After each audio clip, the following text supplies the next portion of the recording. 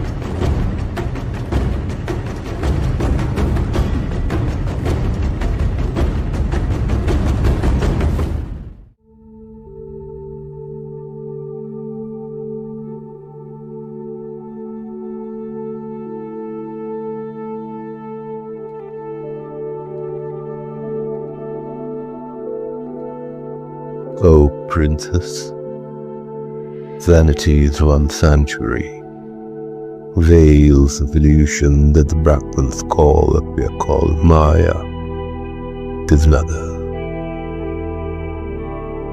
As if birth had never found it, and death could never end it.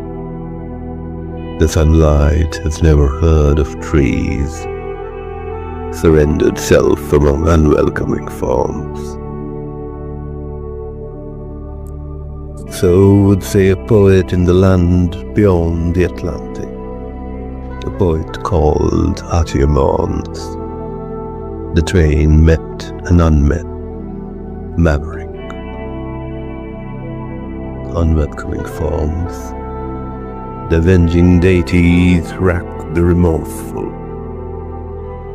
They have all dwindled to size, all feeding on sighs. They're on the moaning hill, the full orb of twilight upon them.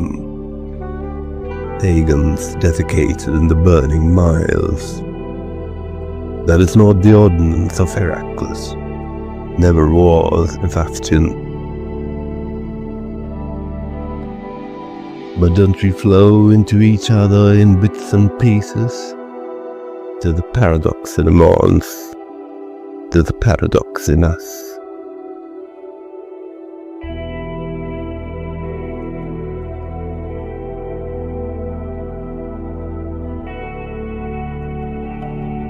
Yet I yearned, there you were with your musk breath, and I don't know, somehow it seemed sufficient to see whatever's going and coming is.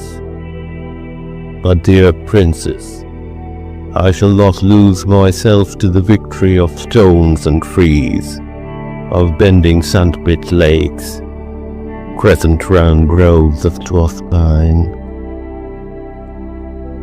I pause. You ask me why. I'll not demur. 200 leagues beyond, there is a deep shade. India.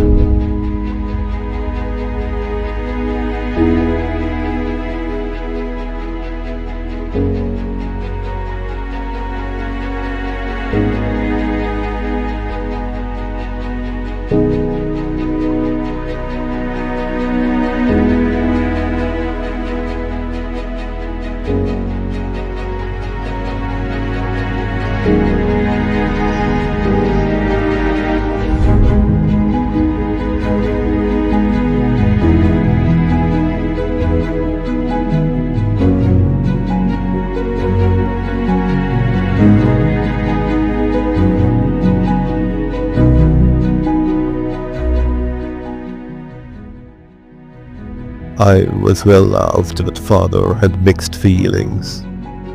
He half rejoiced in my warlike spirit, but grieved for I did not resemble him in my appearance. Mother had taken on a new brat called Pausanias. At her behest, he contrived a plan to immortalize father. He had come home tired and weary after beating the Thracians. The next morn he visited a theatrical performance held in his honor. Pausanias was playing Paris, but chose to land near Philip by the Ex Machina route. Ma came down dressed as Helen. Behind the shroud of drunkenness, he could still identify his wife. Pausanias of the sweet smile delivered a dagger to Pa. I was seated by him, the purple hidden in a cloak of white. Pa, thinking he also was a part of the play, stabbed himself.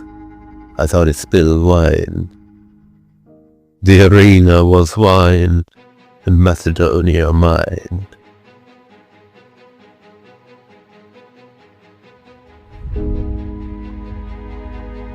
I couldn't stop weeping. Mother laid her hand on my head and immediately the tears dried up. I was raised to the stilt. I was 5 feet 6 and those pillars were 10 foot. So on a stilt I stood and delivered a moving tribute to the spirit of Hades. This is no country for old men, I stuttered. A nerve wind rolled the stilt, a great sign. So the flow began. Country.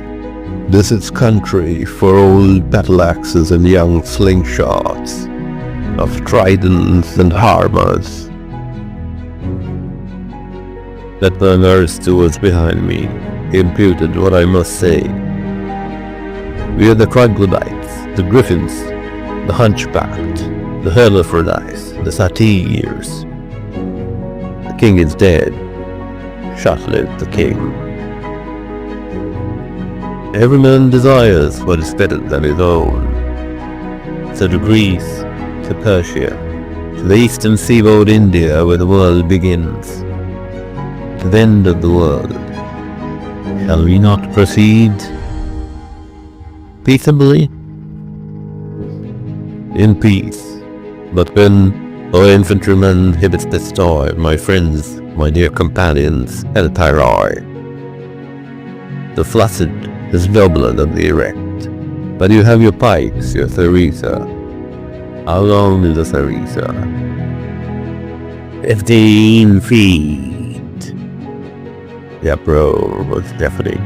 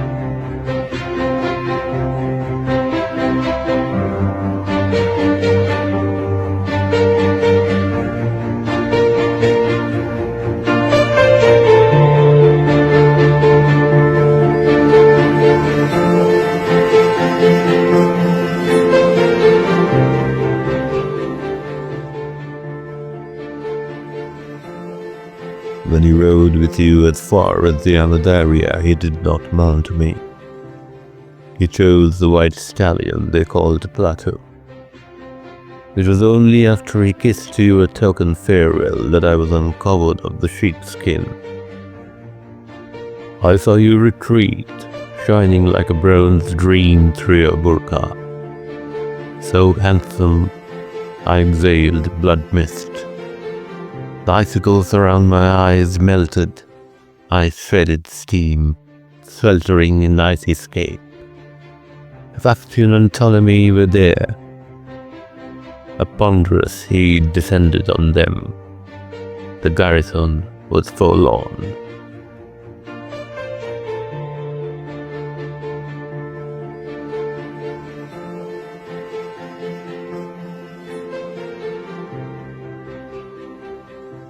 That night when he captured the Sisymetris rock with his lunatic band, it was I who carried the final assault.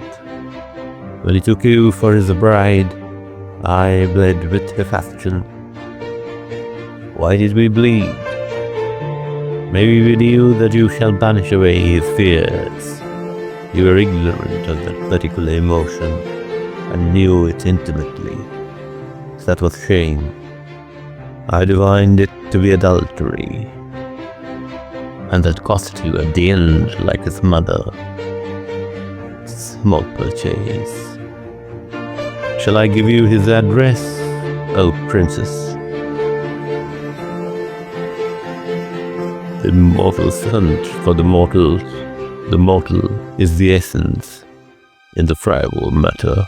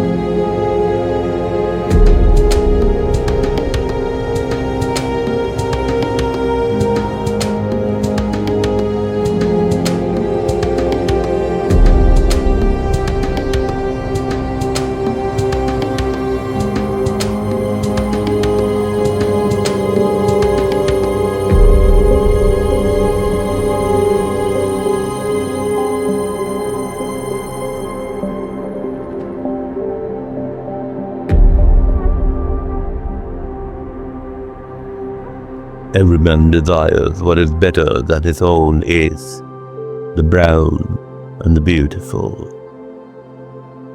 Have you no graves here to commemorate the dead? Where we tell the earth, dead. Living are the dead, who are the more numerous. Numerous are the dead. Count not the invisible. Invisible, which is the wickedest of all creatures, will far be it. Ruin. What is kingship? I stay decay. Kingship? Which came first, night or day? Good answer. Night or day? Left or right, east or west? Ask a crab, east or west? Haven't you a property? What is proper? Property. And what is proper? Flames of a thaumaturge. Proper. But if we are of like minds, the world would be devoid of activity. Golden burden, activity. And then I offered Tandemis, the nude Brahman, bread, gold, wine, my Persian scepter, studded with beryls and diamond, an oil of the best olive on all earth. Olive, a fruit full of life, I informed.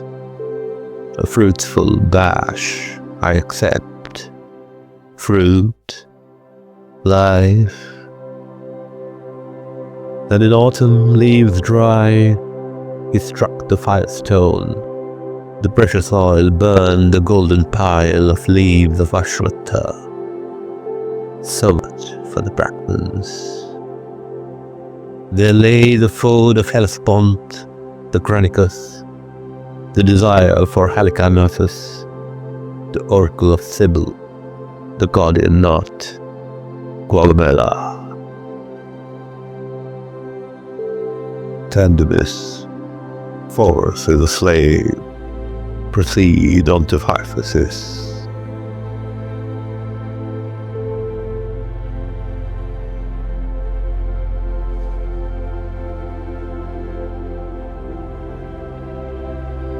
A diadem had dropped the crest of my helmet.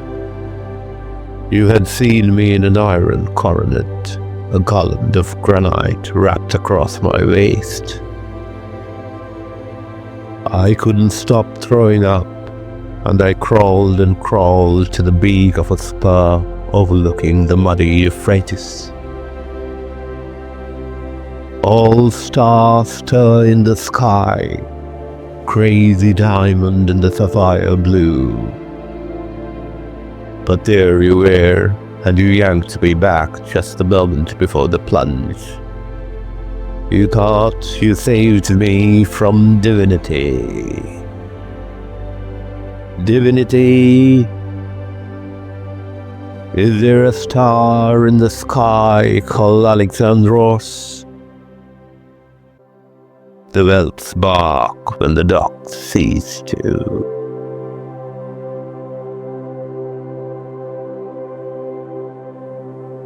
Book 3, Chapter 9, Herodotus.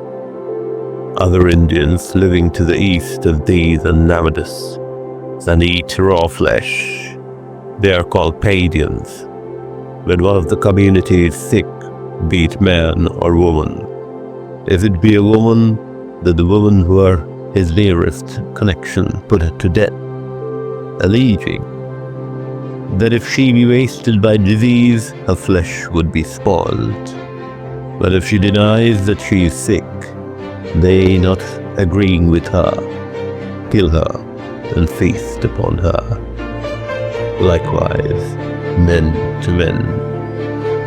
And whoever reaches old age, they do to feast, but few attain to this state, for they put to death everyone that falls into distemper. Distemper. Beautiful indeed, Bucephalus. Roxanne, you're in a gold pendant, sheltered in a nugget.